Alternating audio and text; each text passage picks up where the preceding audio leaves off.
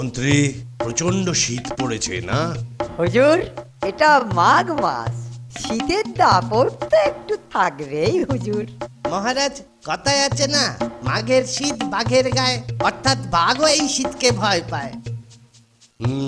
শহরে ঢেড়া পিটিয়ে দাও যে যদি কেউ এই শীতের রাত্রে সারা রাত আকণ্ঠ পুকুরে ডুবে থাকতে পারে তাকে 1000 টাকা নগদ পুরস্কার দেওয়া হবে।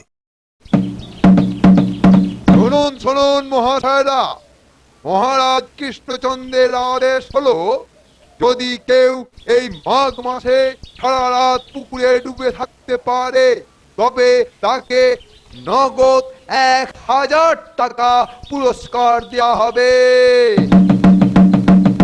মহারাজ, আমি ঘোষণা শুনে এসেছি। মহারাজ, আমি রাজি। আপনি এই বয়সে সারা রাত পুকুরে ডুবে থাকবেন? আপনি কি পাগল? না না না মহারাজ, আমি পাগল নই, পাগল নই। আমার একটি বিবাহযোগ্যা কন্যা আছে। যদি পুরস্কারের টাকাটা পাই তাহলে তার বিয়ের ব্যবস্থা করতে পারি মহারাজ। ঠিক আছে, চেষ্টা করুন। এই সকলে সাক্ষী রইলেন, এই আমি আকণ্ঠ ডুবে থাকছি। প্রহরী ওর দিকে নজর রাখবে। টাকার দরকারে মানুষকে এমনই পাগল হতে হয়। ভগবান রক্ষা করুন, ভগবান। হুজুর, হুজুর, এবার এবার পুরস্কারের টাকাটা। আচ্ছা ব্রাহ্মণ, এই কনকনে শীতের রাত্রে আপনি কি করে গলা অবধি জলে ডুবেছিলেন?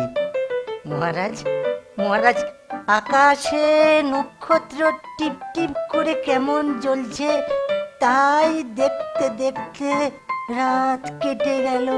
তাহলে তো তুমি পুরস্কারের টাকাটা পাবে না। সে সে কি মহারাজ, সে কি, সে কি, দোষটা কোথায়? ওই নক্ষত্রটির আলো দিয়েছে বলেই তো তুমি জলে ডুবে থাকতে পেরেছো।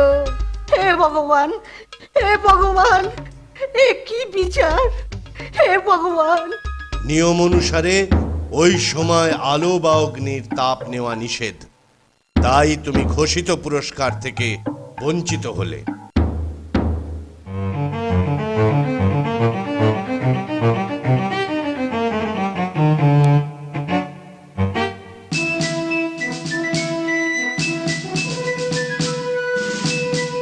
গোপাল, গোপাল, বাঁচাও ভাই, বাঁচাও ভাই, গোপাল, গোপাল, বলো তো, বলো তো গোপাল, এটা কি রাজার ন্যায় বিচার গোপাল? গোপাল, শুনলাম সব সভায়। শুনেছি তুমি ন্যায় বিচারে রাজাকে সাহায্য করো, কিন্তু কিন্তু গোপাল, তুমি চুপ করে রইলে কেন? আমি কথা দিচ্ছি, আপনার পুরস্কারের টাকা আপনাকে আমি পাইয়ে দেব। আমায় 2 দিন সময় দিন।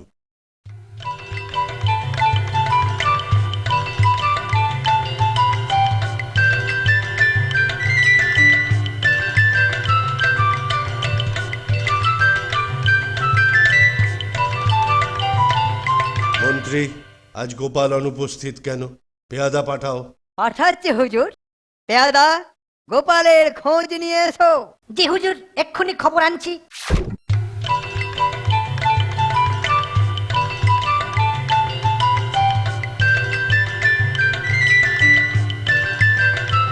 গোপাল দাদা কোথায়? গোপাল দাদা,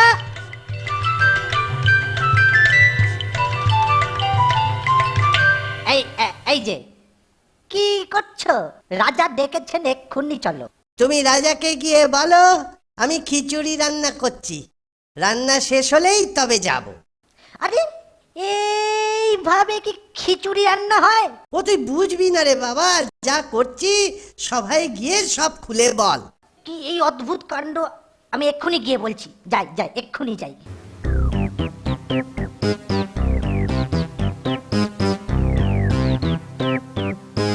কি হলো? গোপাল কই? মহারাজ বলল খিচুড়ি রান্না শেষ হলে তবেই আসবে। বাড়ি থেকে কেউ নেই? হুজুর সবাই বাড়িতে আছে, কিন্তু গোপাল দাদা মাঠের মধ্যে লম্বা বাঁশ পুঁতে তার মাথায় চাল ডাল চাপিয়ে তলাতে খড়ের আগুন করেছে। অদ্ভুত কাণ্ড, এইভাবে খিচুড়ি রান্না? চলো তো সবাই গিয়ে দেখি ব্যাপারটা কি।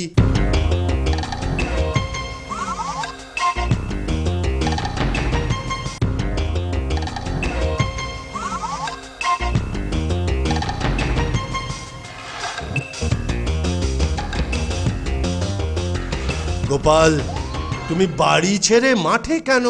হুজুর, কাজ করছি। কি কাজ করছো? আগে রান্না করছি। মাঠের মধ্যে কি রান্না করছো? মহারাজ, খিচুড়ি রান্না হচ্ছে, দেখছেন না? আচ্ছা গোপাল, তুমি কি পাগল হলে? না মহারাজ, মাথা আমার ঠিকই আছে। আরে বাবা, অত উঁচুতে হাড়ি আর নিচে দিচ্ছ খড়ের জাল, এতে কি খিচুড়ি হবে? হবে মহারাজ, ঠিকই হবে। আরে বাপু, তুমি বুঝছো না কেন? এই সামান্য আগুনের আঁচ অত উঁচুতে কি পৌঁছয়? যদি একটা ক্ষুদ্র নক্ষত্রের তাপ আকাশের অত উঁচু থেকে পুকুরের জল গরম করতে পারে, তাহলে এই সামান্য দূর থেকে হাঁড়ির জল ঠিকই গরম হবে। তাতে কি খিচুড়ি হবে? নক্ষত্রের তাপ যদি ব্রাহ্মণের শরীর গরম করতে পারে, তাহলে এই তাপও খিচুড়ি তৈরি করে দেবে মহারাজ।